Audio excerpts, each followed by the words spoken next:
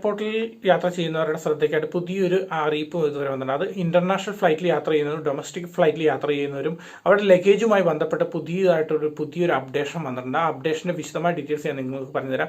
ആ അപ്ഡേഷനിലേക്ക് പോകുന്നതിന് മുമ്പ് നിങ്ങൾ ടിനോ ടോക്കീസിൻ്റെ വീഡിയോകൾ ആദ്യമായിട്ടാണ് കാണുന്നത്, ഇപ്പോൾ തന്നെ സബ്സ്ക്രൈബ് ചെയ്യാൻ താഴെ ബെൽബട്ടൺ എനേബിൾ. അപ്പോൾ ഞാൻ ചെയ്യുന്ന ഇങ്ങനത്തെ പുതിയ അപ്ഡേറ്റ് ആയ വീഡിയോകൾ നിങ്ങൾക്ക് ലഭിക്കുന്നതായിരിക്കും. അതായത് വേറെ ഒന്നുമല്ല, ഇപ്പോൾ ഇന്ത്യയിൽ നിന്നൊക്കെ യാത്ര ചെയ്യുന്ന ഇന്റർനാഷണൽ ആണെങ്കിലും ഡൊമസ്റ്റിക് ഫ്ലൈറ്റുകളിലൊക്കെ ആണെങ്കിൽ ട്രാവൽ ചെയ്യുന്ന ലഗേജ് ഭാഗവുമായി ബന്ധപ്പെട്ട് പുതിയൊരു അപ്ഡേഷൻ വന്നിട്ടുണ്ട്. അതായത് അലോ ചെയ്ത വെയിറ്റിൻ്റെ കാര്യത്തിലും ലഗേജിൻ്റെ വെയിറ്റ്, ഹൈറ്റ്, ലെങ്ത്, വിഡ്ത്ത് ഇതിൻ്റെ കാര്യത്തിലാണ് പുതിയൊരു അപ്ഡേഷൻ വന്നിരിക്കുന്നത്. അതായത് നമ്മൾ ഇനി ഡൊമസ്റ്റിക് ഫ്ലൈറ്റിലാണെങ്കിലും ഇന്റർനാഷണൽ ഫ്ലൈറ്റിലാണെങ്കിലും പോകുമ്പോൾ ഇതിന് സെയിം റൂളാണ് ഫോളോ ചെയ്യുന്നത്. നമ്മൾ ഫ്ലൈറ്റ് ട്രാവലിന് ഉപയോഗിക്കുന്ന ഹാൻഡ് ബാഗിൻ്റെ കാര്യത്തിലാണ് പുതിയ റൂൾസ് ആൻഡ് റെഗുലേഷൻ വന്നിരിക്കുന്നത്.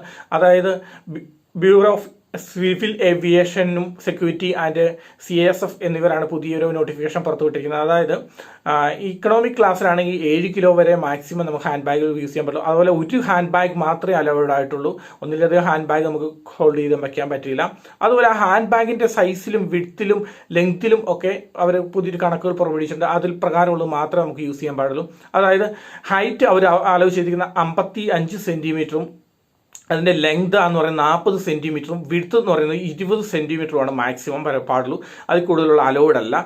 എന്നാൽ നമുക്ക് ബിസിനസ് ക്ലാസ്സുകാർക്ക് 10 കിലോ വരെ അലോവഡ് ആണ്. വെയിറ്റ്, എക്സ്ട്രാ വെയിറ്റ് അലോവഡ് ആണ്. പക്ഷേ ഇതിന് വെയിറ്റിന്, ലെങ്തിന്, വിഡ്ത്തിന്റെ കാര്യത്തിൽ യാതൊരു ചേഞ്ചസും അവർ അനുവദനീയമല്ല. അപ്പോൾ ഇനി നിങ്ങൾ എയർപോർട്ടിൽ യാത്ര ചെയ്യുന്നവരാണ് ഈ കാര്യങ്ങളൊക്കെ പ്രത്യേകം ശ്രദ്ധിക്കണം. അല്ലെങ്കിൽ നിങ്ങളുടെ യാത്ര വരാൻ മുടങ്ങാം. ചിലപ്പോൾ നിങ്ങൾ ലഗേജ് ഉപേക്ഷിച്ചിട്ട് പോകേണ്ട അവസ്ഥയൊക്കെ വരാം.